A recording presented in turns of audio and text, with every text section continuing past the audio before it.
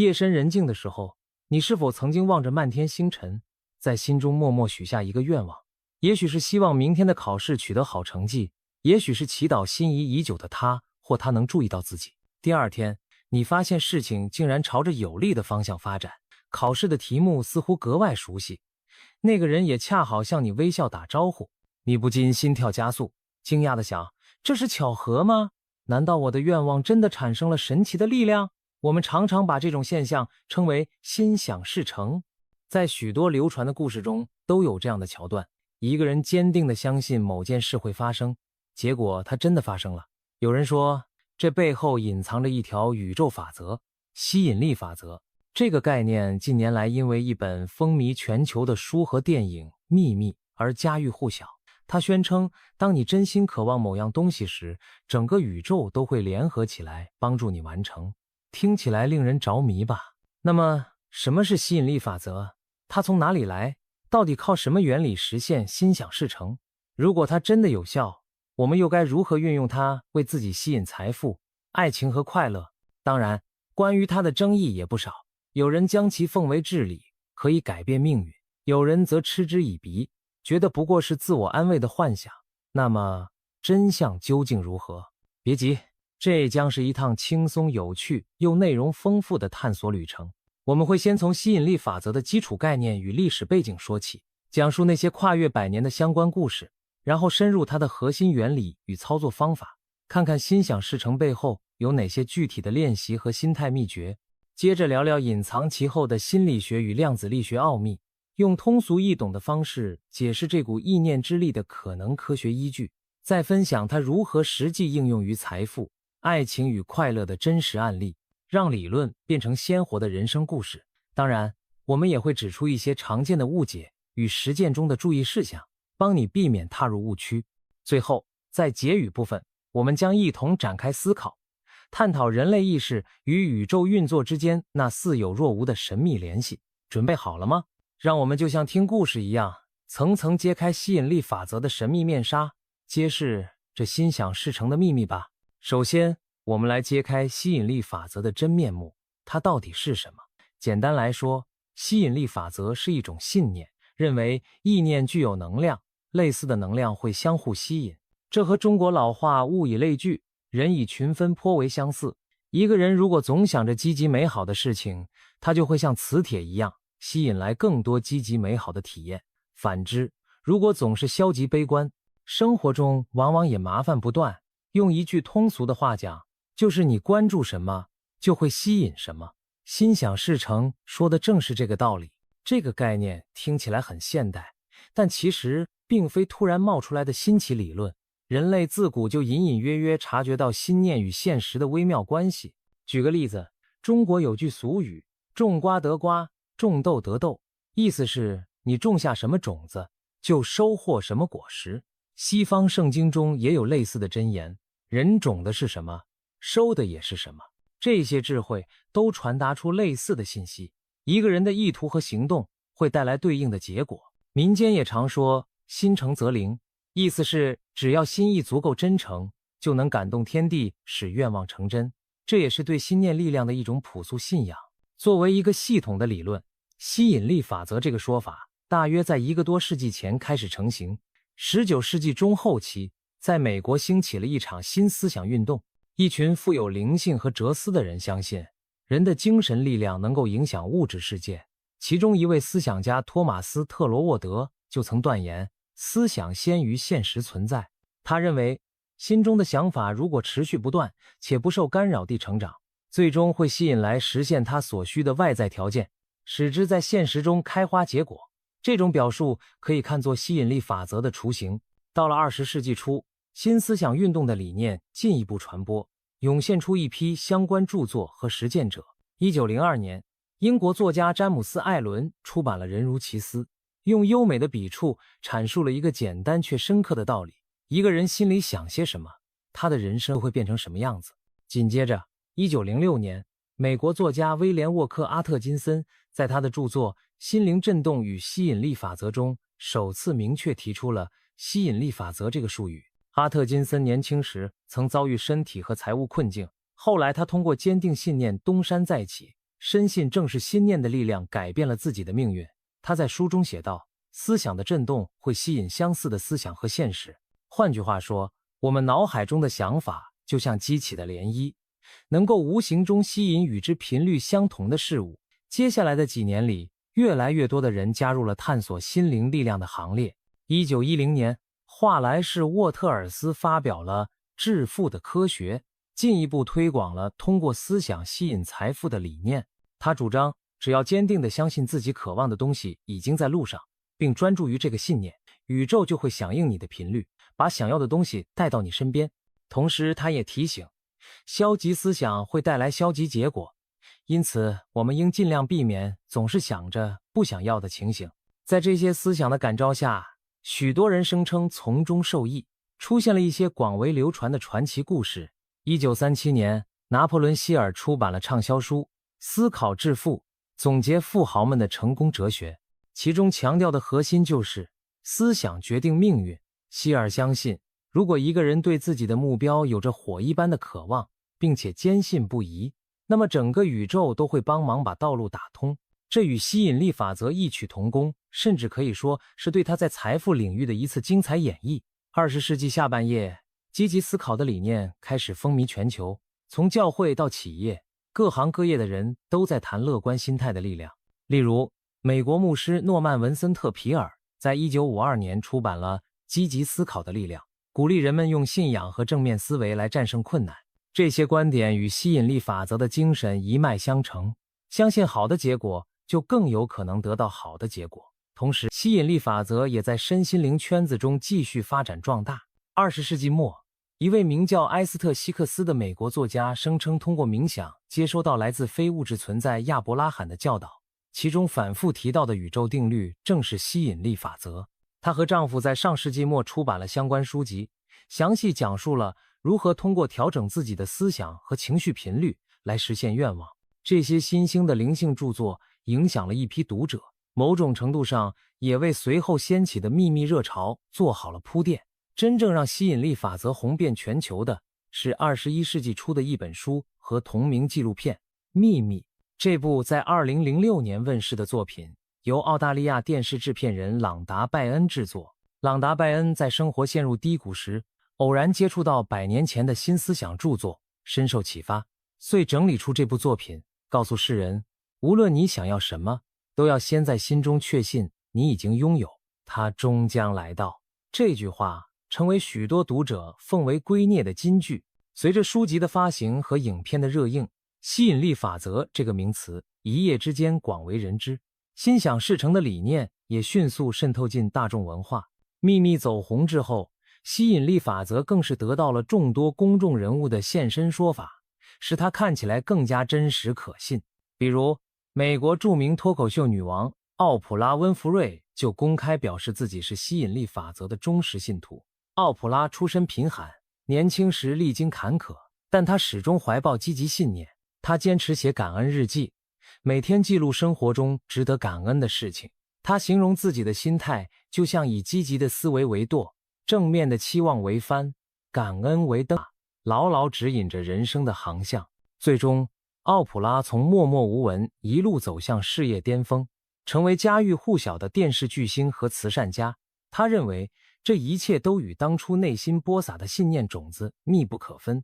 再比如，好莱坞喜剧明星金凯瑞的故事也常被用来佐证吸引力法则的神奇。金凯瑞尚未成名时穷困潦倒，却渴望成功。他给自己写了一张1000万美元的支付给金凯瑞表演服务报酬的空头支票，日期标注5年后的感恩节。每当生活艰难时，他就拿出这张支票，提醒自己要坚信未来终会赚到这么多钱。结果不到5年，他凭借主演电影获得的片酬，陆续达到了支票上写的数目。当感恩节那天，金凯瑞回首往事，不由感叹，当年那个大胆的念头竟然变成了现实。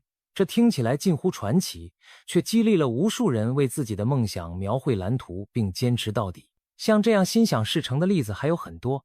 有人靠着每天冥想和正向视觉化，成功战胜了疾病；有人在房间墙上贴上自己梦想汽车的图片，几年后真的开上了同款的车；也有人长期坚守对真爱的信念，最终遇见了理想的伴侣，这些故事被人们津津乐道，吸引力法则的魅力也因此越来越为大众所向往。概括而言，吸引力法则从最初的萌芽到如今声名大噪，经历了漫长的演变过程。从古老谚语到新思想运动，从畅销书秘密到名人现身说法，心想事成的理念不断发展并丰富内涵，在不同时代背景下绽放光彩。它之所以经久不衰，正因为迎合了人们内心深处的一个朴素愿望，希望自己的命运可以由自己的思想来塑造。了解了它的来龙去脉之后，我们不禁要问，吸引力法则究竟是如何发挥作用的，又该怎样实际运用呢？接下来，让我们继续探寻它的核心原理与操作方法。揭秘了吸引力法则的来龙去脉后，我们再来看看背后的核心原理，以及如何在生活中运用它。归根结底，吸引力法则强调的是一个简单却深奥的观念：同频共振，心想事成。在吸引力法则的世界观中，整个宇宙由各种能量振动构成，我们的思想和情感本身也是一种能量。当你怀抱某种想法或情绪时，就像在宇宙中发射出相应频率的信号，同样频率的事物会被这种信号所吸引。打个比方，你的心念是一块磁石，快乐的想法向北极，会吸引来其他带有快乐磁性的人和经历，而悲观的念头则向南极，吸引来更多让你沮丧的情境。换个角度说，宇宙就像一面巨大的回音壁，你喊出什么，它就回应什么。如果你心中充满感激和爱，生活往往反馈给你更多值得感激和爱的事物。若你内心充斥恐惧和抱怨，现实可能也会投射出更多令你害怕和不满的景象。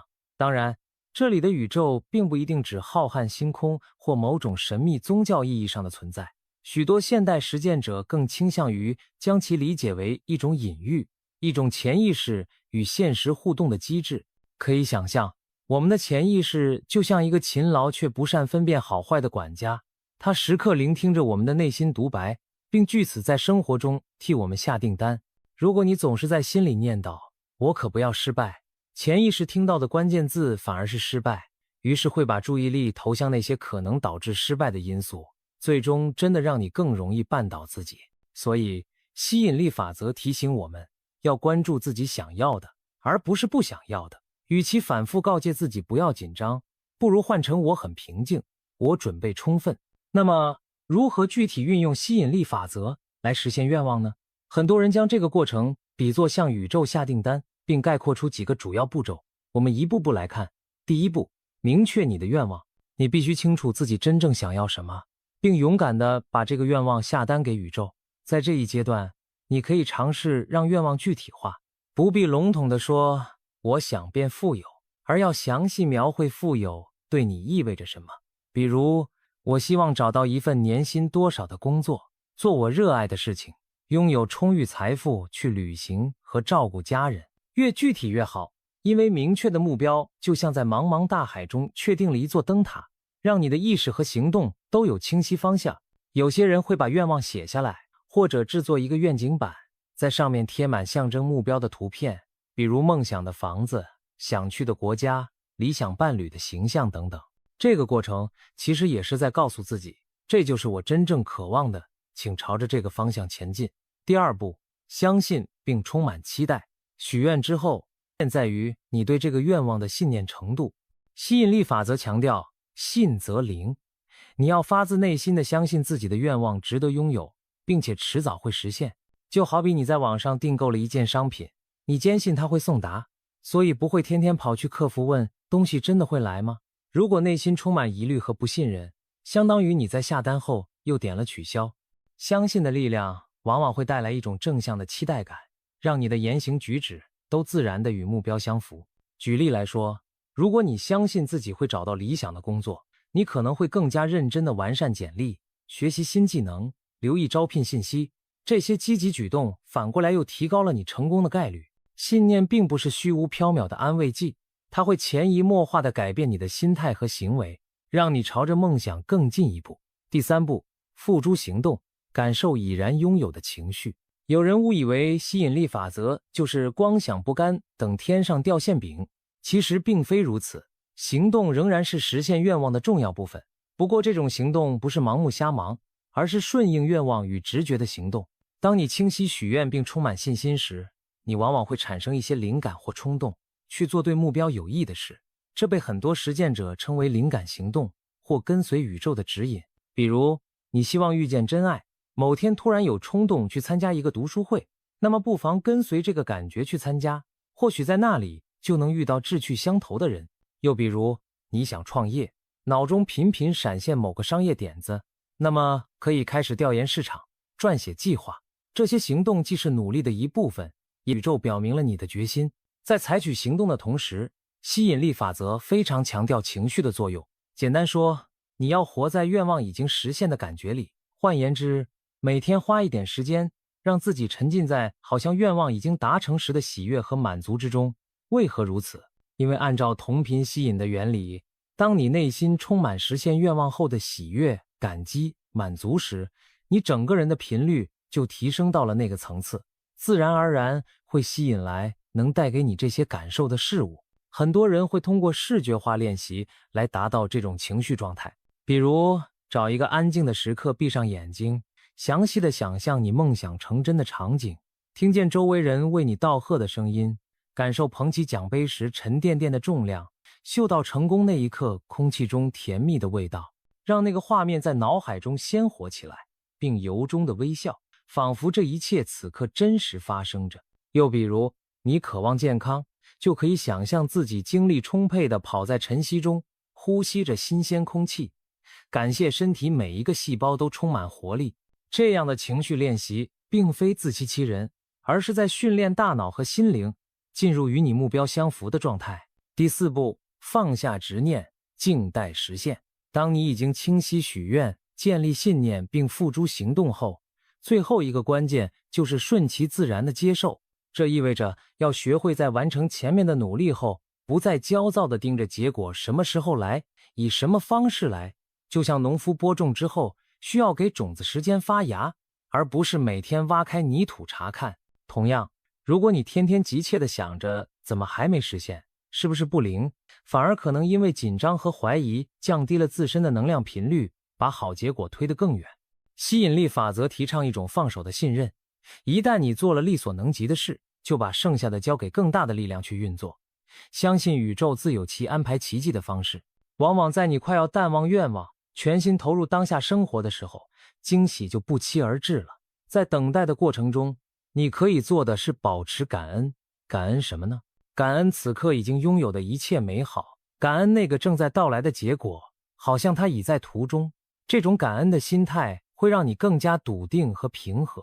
一些人每天早晨或睡前会默默道谢，例如感谢今天收到的所有机会，或者写下3件今天值得感恩的事。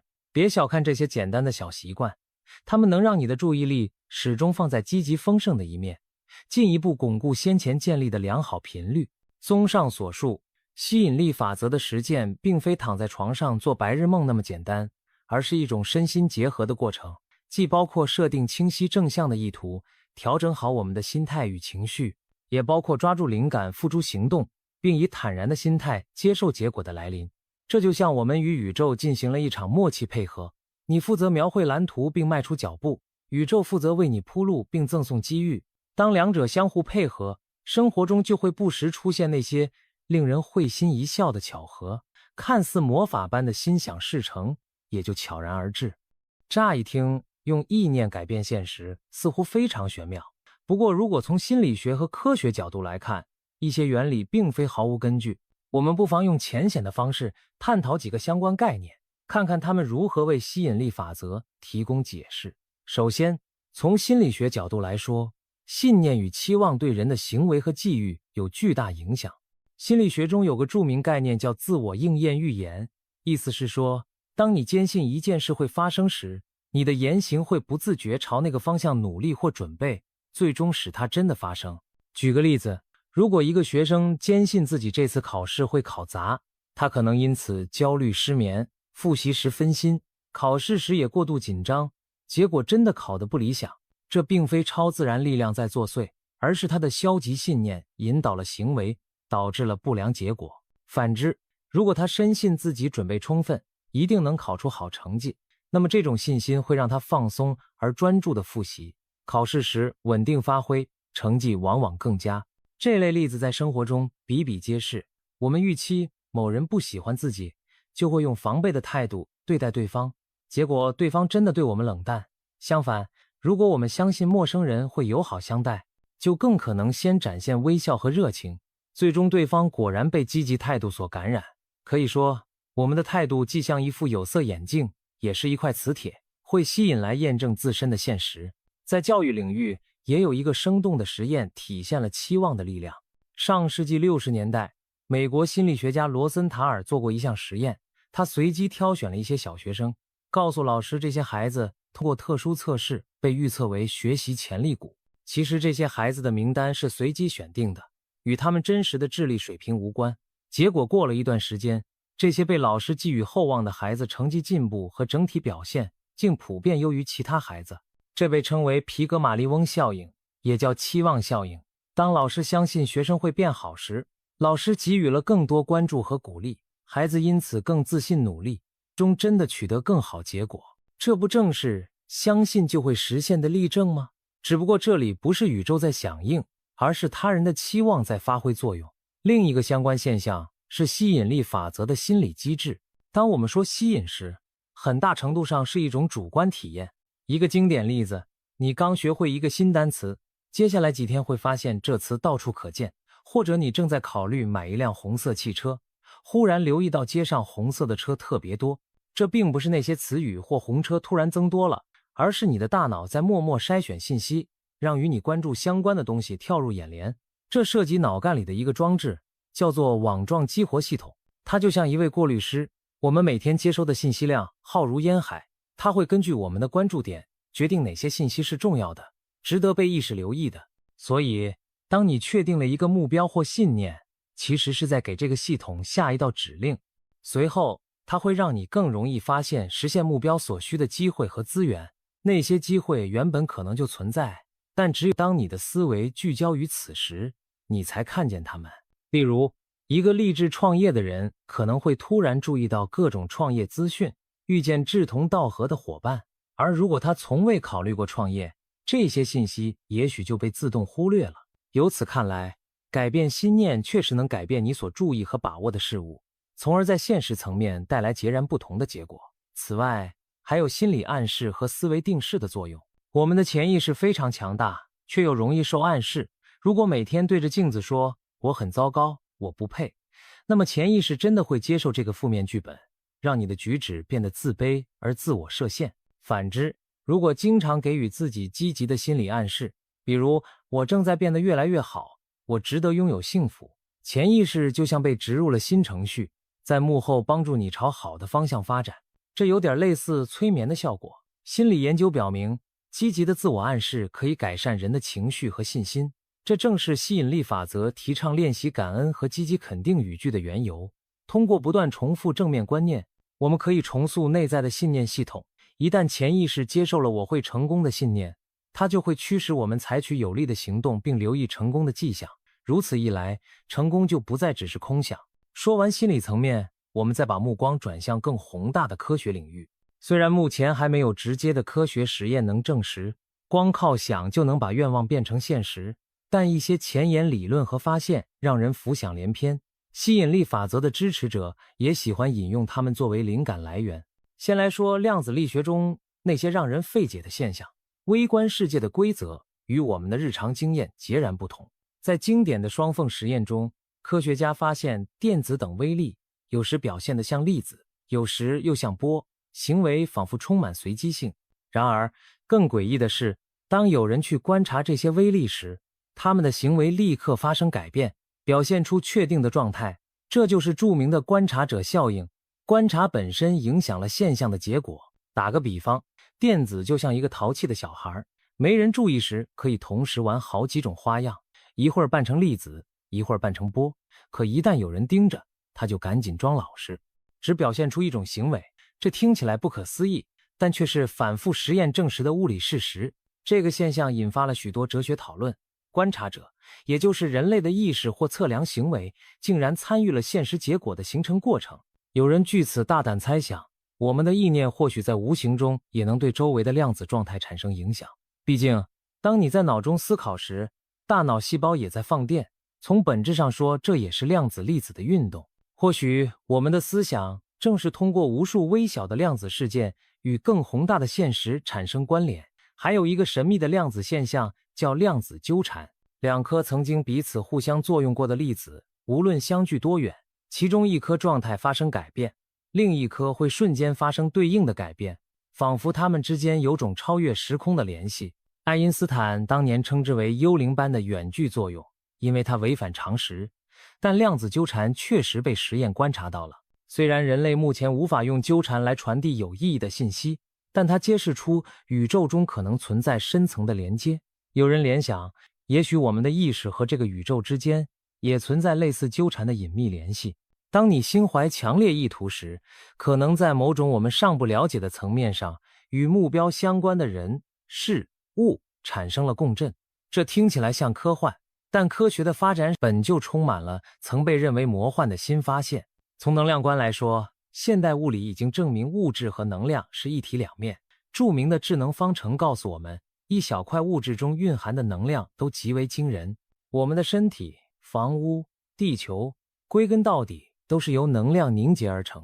既然如此，整个宇宙看作一个巨大的能量场，并非不可想象。而每个人的思维、意识也携带一定的能量，比如大脑在思考时会产生微弱的脑电波。这些能量虽然非常微弱，但并非不存在。如果许多微弱的能量波动能够同步，就可能形成显著的影响力。就像乐队中每件乐器声音有限，但当无数乐器协调响起时，音乐可以传遍整个大厅。有人提出，集体的意念或高度集中的意念或许能对周遭环境产生可观察的影响。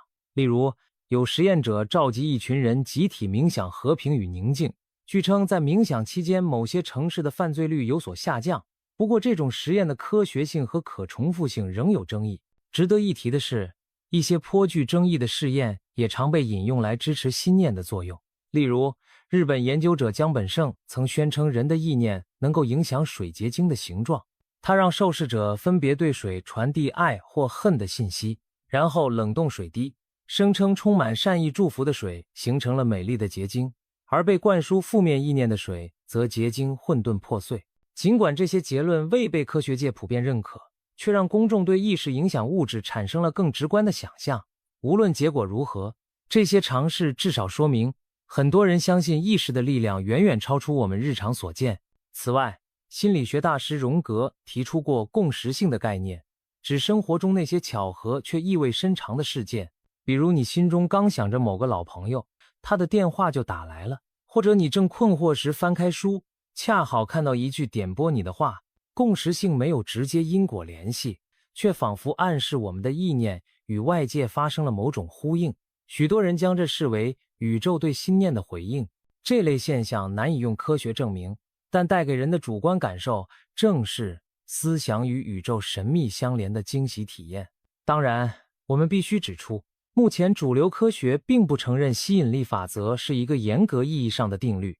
许多看似吻合的例子可能只是巧合，许多壮观的说法也还停留在假设阶段。人类的意识如何影响物质，依然是未解之谜。但也正因为如此，吸引力法则才充满魅力。它站在人类已知与未知的交界处，让我们既能用心理学找到合理性，又可以用量子理论为其披上一层神秘色彩。或许将来的某一天，科学会发现意识与宇宙交互的明确证据，也可能最后我们会明白，吸引力法则更多的是心理作用的巧妙结合。不过在此之前，这个理论至少给了无数人希望与动力，让他们以更积极的态度面对生活。这本身就是一种积极的意义。理论听起来美好，那么吸引力法则真的能在现实生活中发挥作用吗？下面我们就通过3个人人都关心的主题：财富、爱情和快乐，来看看这一法则的实战表现。让我们用故事和实例说话，感受一下心想事成如何在日常点滴中展现魔力。谈到吸引力法则，很多人第一反应就是用它来赚钱，获得成功。确实，财富领域的例子可能是最多人分享的。当一个人相信自己注定富足，他往往更敢抓住机会，而如果他总觉得自己命里缺钱，可能会因为害怕失败而裹足不前。举例来说，两位年轻人小李和小王同时创业，小李心态消极，总担心万一赔了怎么办。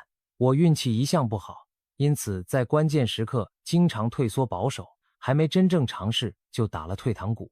小王则充满信心地对自己说，市场一定有我的一席之地，即使遇到困难，也相信办法总比困难多。他积极寻找客户和合作，碰到挫折也当成学习机会。几年下来，小王的公司蒸蒸日上，而小李的事业还在原地踏步，甚至早已放弃。同样是创业，截然不同的结果，很大程度上源自两人内在信念和心态的差异。富足的心态吸引富足的结果，而匮乏的心态只会带来更多匮乏。吸引财富并不是纸上谈兵，很多成功人士都公开或私下运用了类似的方法。前面提到的金凯瑞用一张虚拟支票激励自己，就是经典一例。此外，还有创业者通过财富愿景板来实现财务目标的故事。曾有一位企业家，年轻时在自己房间的布告板上贴了一张梦想拥有的豪宅照片，每天起床和睡前都凝视冥想，想象自己住在那栋房子里的感觉。多年后，他事业有成，真的买下了一栋新房。当他整理旧物时，无意中翻出当年的愿景板，这才惊讶地发现，如今他的新家外观几乎和当年贴在墙上的那张豪宅图片一模一样。这个亲身经历令他坚信，当年那个强烈的愿景为他指引了奋斗方向，并在冥冥之中将合适的机会和资源吸引到了他的生活中。当然，吸引金钱不等于凭空变出钞票，而是通过改变心态来改变我们与财富的关系。很多人其实对金钱抱有矛盾甚至负面情绪，比如既羡慕又嫉妒有钱人，或者认为爱钱是不好的品质。吸引力法则的观点是，你内心抗拒或鄙视的东西很难被你真正吸引到。如果我们一边渴望富足，一边又嫌恶谈钱俗气，那么潜意识里可能就不敢真心追求财富的机会。因此，运用吸引力法则来增加财富，首先要建立对财富的正面态度，相信金钱本身没有罪恶，它可以带来更大的自由和助人之力。同时，不妨学会给予。当你慷慨帮助他人时，你其实在向宇宙传递我富足到可以分享的信号。回报也许不会立刻到来，但这种富足心态往往会在未来为你吸引来更多的机会和资源。俗话说，施比受更有福，正包含了这样的。接下来要培养富足感，哪怕银行账户里钱不多，也可以通过感恩已有的一切来滋养这种富足感。比如，感谢自己拥有的技能、健康、朋友，这些都是财富的组成部分。很多导师建议人们每天想象自己财源滚滚的场景，比如打开手机银行，看到存款数字不断攀升，或者想象自己轻松支付账单、投资喜爱的项目时那种从容喜悦。这样的想象并不是让你沉迷幻想，而是为了让你逐渐摆脱对贫穷的恐惧，用更开放自信的心态去看待金钱。机会出现时，一个充满正能量和自信的人往往更容易把握住，从而改善财务状况。正所谓，机会总是眷顾有准备的头脑，而吸引力法则让我们在心灵上先做好准备。爱情是许多人心中最浪漫也最难捉摸的课题，我们能否通过吸引力法则来吸引理想伴侣呢？不少爱情故事给出了肯定的回答，关键在于你相信什么样的爱情，往往就会得到什么样的爱情。小美和小杰是一对好友，都渴望找到真爱。小美总是抱怨，好男人都绝种了，我这辈子大概只能孤独终老。她虽然渴望爱情，但内心深处并不相信好男人会出现，约会时也满是戒备和挑剔，结果见了不少人都不欢而散。她越来越坚信，你看，男人没一个好东西，更觉得自己的悲观是对的。相比之下，小杰对爱情保持着浪漫信念，他常憧憬未来的另一半，甚至写了一张理想伴侣清单，列出对方应有的品质，善良幽默，喜欢音乐，身高多少等等。写完后，他并没有执着于某个特定的人选，而是将清单收好，相信对的人终会出现。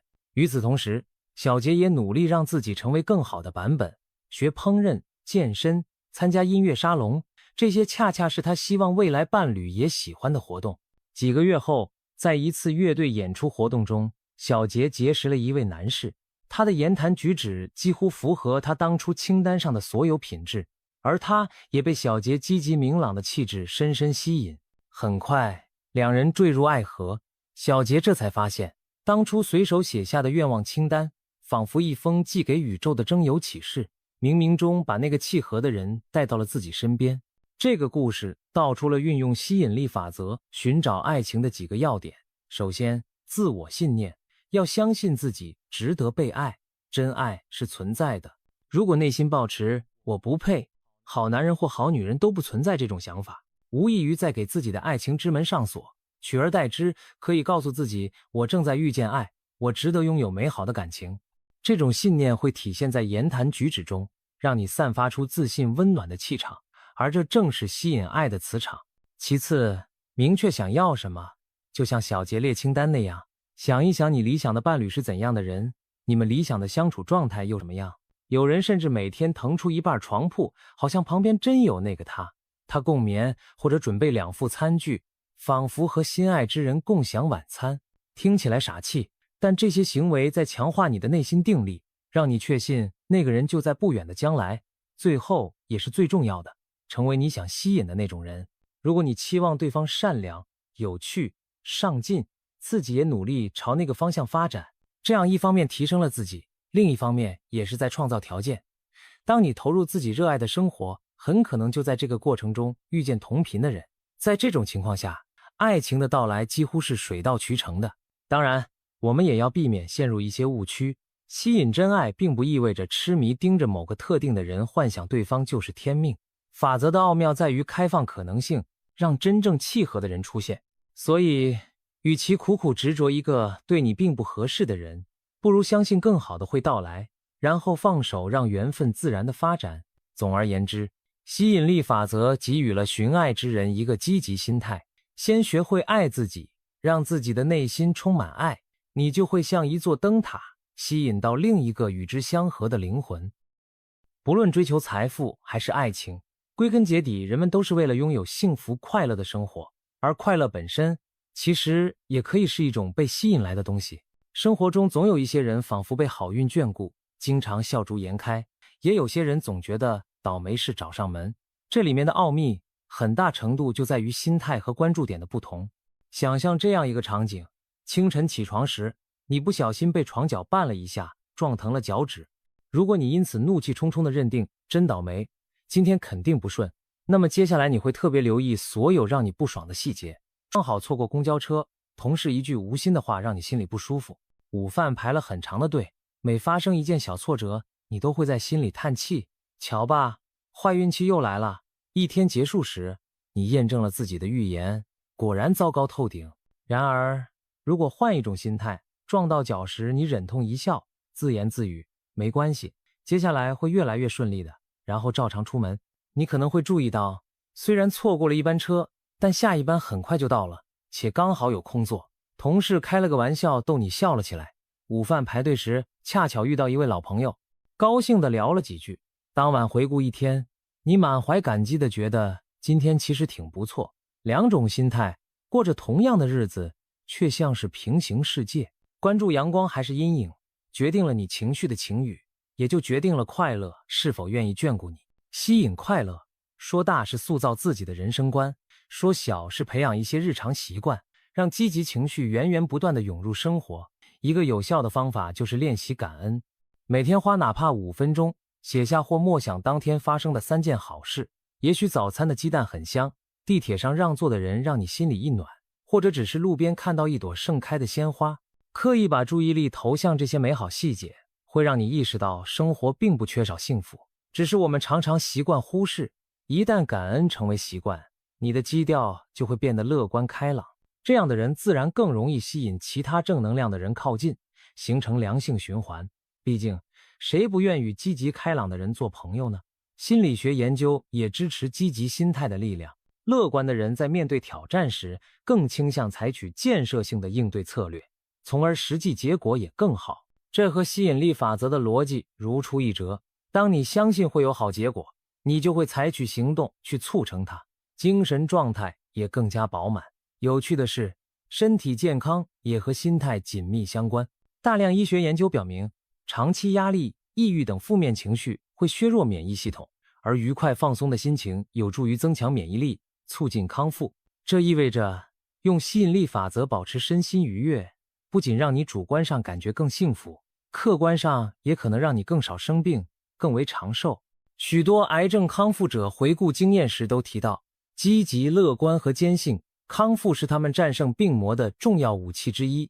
由此可见，快乐会吸引健康，健康带来更大的快乐，并非毫无道理。最后要明白，吸引力法则并不是让生活从此没有波折或悲伤，挫折和痛苦是人生的一部分，但有了积极信念，我们可以更快从低谷中恢复，重新吸引快乐回归。就像天空会有阴云密布的时候，但太阳始终在云层之后等待。如果我们坚信乌云之后就是晴天，那么在雨天里，心中依然会存着一束光。这束心灵之光正是吸引力法则要带给我们的礼物。即使环境一时不佳，我们仍可以选择用希望和感恩去浇灌心中的花园，静待彩虹出现。总而言之，运用吸引力法则，我们并非追求一个永远没有风浪的航程，而是练就一种心态，让自己无论顺境逆境，都能不断吸引新的机遇、新的温暖、新的理由展颜欢笑。吸引力法则给人希望和力量，但如果理解或运用不当，也可能事与愿违。下面我们总结几个常见的误解和需要注意的地方，帮助大家理性有效地实践心想事成。误区一：光想不做，守株待兔。有人听了心想事成，就以为只要躺着不停地想要钞票，钱就会从天而降。这显然是对吸引力法则的误读。正如前文所强调的，行动仍然必要。吸引力法则从不是让我们变懒惰，而是让我们在行动时方向更明确，动力更充足。它激发我们去抓住机会，而不是凭空制造机会。如果只是空想却不迈步，恐怕什么也不会发生。古语云：天助自助者，意思是上天会眷顾那些努力帮助自己的人。运用吸引力法则也是如此。心念积极是一方面，还要配合实际的行动。相反，如果把它当成不劳而获的捷径，终日幻想不去做，那么最后多半只能收获幻想二字。这就像守着树桩等兔子撞上来，成功的概率微乎其微。误区二：否定现实，盲目乐观。吸引力法则鼓励人保持正面思考，但不意味着要无视现实，盲目乐观。生活中难免有挫折和负面情绪，真正积极的人不会假装这些不存在，而是承认问题，直面问题，然后选择用建设性的态度去看待。假装一切很好和相信一切会变好有本质区别，前者可能是一种逃避，后者才是真正的乐观。我们不怕吸引坏事，就对任何困难都视而不见。例如，如果生病了，不要拒绝看医生，一味自我催眠我很健康，这样可能耽误治疗。正确做法是在接受正规治疗的同时，用积极心态配合康复。又如遇到危险情况，该采取的防范措施一样不能少，不能只靠宇宙保佑。因此，实践吸引力法则要避免走向有毒鸡汤式的正能量，过度排斥任何负面念头，逼自己时时强颜欢笑。其实，偶尔的不开心、愤怒都是正常的人之常情，关键是在情绪低落时，不要长期沉溺，而要尽快调整心态，重新出发。误区三：自责或责备受害者。这是一个饱受争议的问题。如果相信命运是自己吸引来的，那是否意味着遭遇不幸都是自己不好，或者别人经历的灾祸也是他们自己造成的呢？这种想法是对吸引力法则的极端解读，非常偏颇。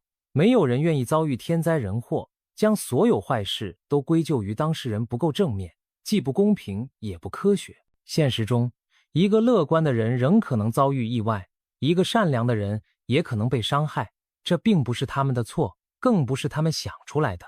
吸引力法则更合理的用法是帮助我们在遭遇挑战后调整心态，尽力将坏影响降到最低，而不是去责怪谁思想出了问题。所以，如果你尝试运用了吸引力法则却暂时不见效果，千万别急着责怪自己，想的不对或吸引错了。苛责只会让情绪更糟，对改变现状毫无帮助。要记住，吸引力法则的初衷是给人力量感，而不是让人背上心理包袱。遇到挫折，与其懊恼是不是我哪里没做好，不如温和地提醒自己，继续保持信念，情况会有转机，然后专注于你具体能做的努力。误区4，把它当成万能解释。人很容易有理论执迷，一旦相信某个理论，就倾向用它解释一切。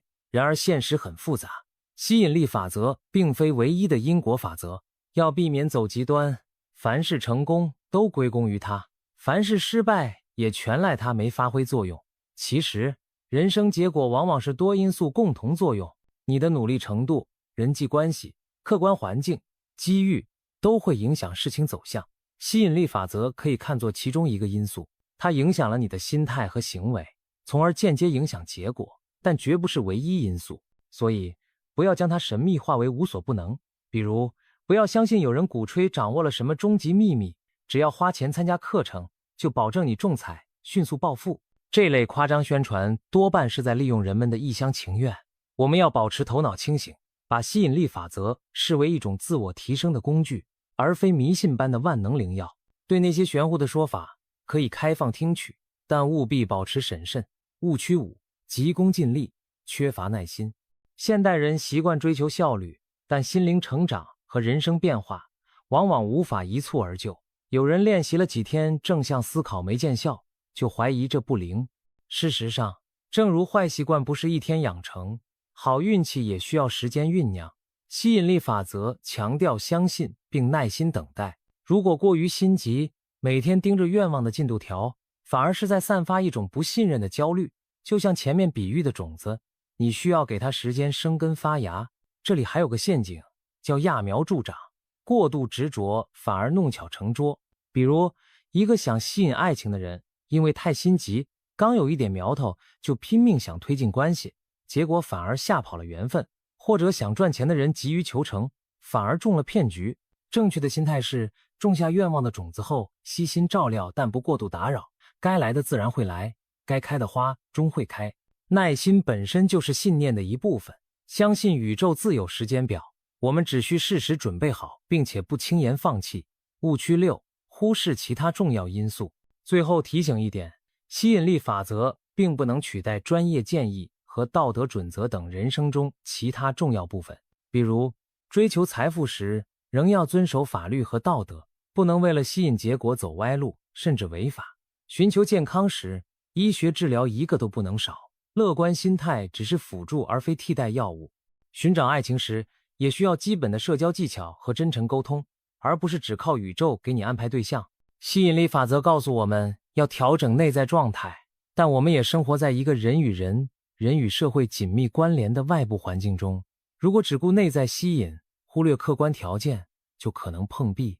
举个简单例子，你可以每天冥想自己成为钢琴家，但如果从不真正练琴，那么再强的吸引力法则也无法让你变成演奏大师。内在改变与外在行动需要相辅相成，这一点再怎么强调都不为过。总之，正确运用吸引力法则的姿态是保持积极但不失理性，充满信心但不拒绝努力，展望未来但不逃避现实。避开上述误区，你就能更好地发挥心想事成的威力，同时脚踏实地朝人生目标迈进。吸引力法则不会让我们的人生从此风平浪静，但它可以让我们在面对风浪时内心握有罗盘和锚，不迷失方向，不轻言放弃。走到这里，我们已经全面领略了吸引力法则的风貌，从历史渊源到实践方法，从心理效应到量子奥秘，再到财富、爱情、快乐的应用故事，以及需要注意的陷阱。也许你已经发现，吸引力法则无非是引导我们做一件事，成为自己命运的积极创造者。它提醒我们，思想绝非渺小无力的空想，而是如同种子一般蕴藏着巨大的能量，而我们的生活环境则像一片广袤土壤，会对这些种子做出呼应。人类的意识与宇宙的关系一直是哲学和科学领域最迷人的谜题之一。许多精神传统都提到过类似观念，一念天堂，一念地狱。天堂和地狱不是客观存在的地方，而是由心境决定的生活状态。万法唯心，万事万物不过是心的投影。心中有光，所见皆明，内心光明则处处晴朗。现代思想中也有与吸引力法则暗暗契合的表述。美国实业巨擘亨利·福特曾说，不管你认为自己能还是不能，你都是对的。这句话揭示的正是信念的自我实现，你相信什么，最终便会印证什么。作家拿破仑·希尔的一句名言，更是将这一理念发挥到极致：心中能够构思并相信的事，就能实现。这些智慧之语无不强调着心念对人生走向的巨大影响。也许严格的科学家会说，心想事成，目前还没有精密的公式或数据支撑，但我们每个人在生活中都或多或少体验过其中奥妙。当你满怀信心地准备一件事时，往往结果也相当不错。当你忧心忡忡预期失败时，麻烦仿佛真的接踵而来。这到底是巧合，还是你的心早已为自己选定了道路？古人云，相由心生。一个人常年的思想和情绪会悄然雕刻出他的容貌与气质。同样的，境由心转，我们所处的境遇似乎也随着内心世界而改变。如此看来，我们的内在宇宙和外在宇宙之间并非泾渭分明，而更像是通过无数看不见的线紧密相连。这种连接或许正是吸引力法则发挥作用的舞台。在这个舞台上，我们既是剧作者，也是演员，还是观众。我们的意念在书写剧情，我们的行动在演绎情节，而生活则以各种反馈来回应、映照。当我们的剧本充满正能量时，舞台景致也愈发明亮动人。反之，如果剧情充斥阴霾，整场戏看起来就暗淡低沉。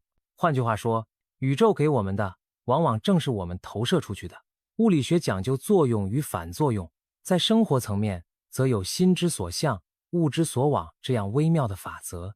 也许你会问，难道相信吸引力法则的人生就没有挫折了吗？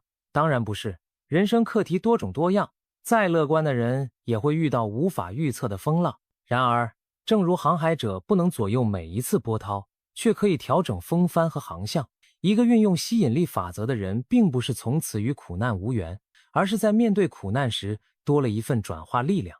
他会想，这一关在考验我什么？我能从中学到什么？是否隐藏着转机？带着这样的思维模式，他更可能及时抓住机会，将逆境逐渐扭转为顺境。即便不能改变既成事实，他也能改变自己的态度，让痛苦减轻，对未来保持期待。可以说，吸引力法则给人提供的是一种心灵免疫力。当负面境遇发生时，不让自己一蹶不振，而是迅速调整频率，重新吸引正能量回流。更深一层看，吸引力法则让我们与宇宙的关系变得更加亲密互动。想象一下，当你站在夜晚的星空下静静许愿时，那一刹那你感受到的希望和憧憬，仿佛让浩瀚星海也变得温柔起来。你不再是茫茫宇宙中孤立的一粒尘埃，而是参与到宇宙创造力流动中的一部分。每个人的意识就像一条小溪，千万条小溪汇聚成江河，奔腾入海，这海洋便是整体的宇宙意识。如果每条小溪都清澈明亮，整片海洋也将湛蓝澄净。当越来越多的人相信美好，实践善意，也许整个世界都会随之变得更好一点。这听起来很理想主义，但正是无数人的信念造就了人类文明的进步。伟大的发明家、领袖、艺术家无不怀抱着对未来的信念与愿景前行，心中有梦并付诸努力，这是他们改变世界的共同秘诀。吸引力法则不过是用一个更诗意的视角告诉每个人，你心中的梦有实现的可能，而你本身就是这奇迹的参与者。退一步讲，即使有人对吸引力法则中那些玄妙成分存疑，我们也不得不承认，积极的心态加上明确的目标和行动，本身就是一种行之有效的成功模式。许多心理课程和成功学训练的核心与吸引力法则可谓异曲同工，塑造正向的自我暗示，坚定理想并付诸实践。因此换个角度来说，就算我们不提宇宙或振动频率这些字眼，吸引力法则的方法论依然值得借鉴。最后，让我们做一个大胆的设想，假如有一天科学家真的发明了仪器，可以观察人类意识对周围环境的影响，我们或许会看到这样的景象。当一个人冥想爱与和平时，他周围的能量场产生了美丽的涟漪波纹；当他愤怒绝望时，那波纹则变得混乱而尖锐。那时候，吸引力法则可能就不再是玄学，而成为研究心灵与物质互动的新科学。尽管这目前只是想象，却提醒着我们，思想的力量也许远超我们的认知。回到我们故事的开头，夜空下默默许愿的你，如今已经了解了吸引力法则的秘密。如果此时再许下心愿，你是否多了一份笃定？也许明天清晨，当你睁开眼看向窗外第一缕阳光时，可以对自己微笑着默念，今会是美好的一天，我正在吸引幸福的发生。怀着这样的信念开始一天，你会发现自己精神抖擞，信心满满地迎接挑战。到了夜晚，当你回顾一天的经历，把感恩的点滴写进行记时，你或许会惊讶地意识到，原来美好的一天真如自己所预想般到来。心想事成的奥秘就在于此，你的每一个正向念头都在塑造着更好的明天。愿我们每个人都能善用这个心想事成的秘密，为自己的生命创造出更多财富、爱情与快乐。在与宇宙的共舞中，跳出独属于你的绚烂篇章。你的心有多远，舞台就有多大。放胆去想，勇敢去相信，精彩的人生正等着你去吸引而来。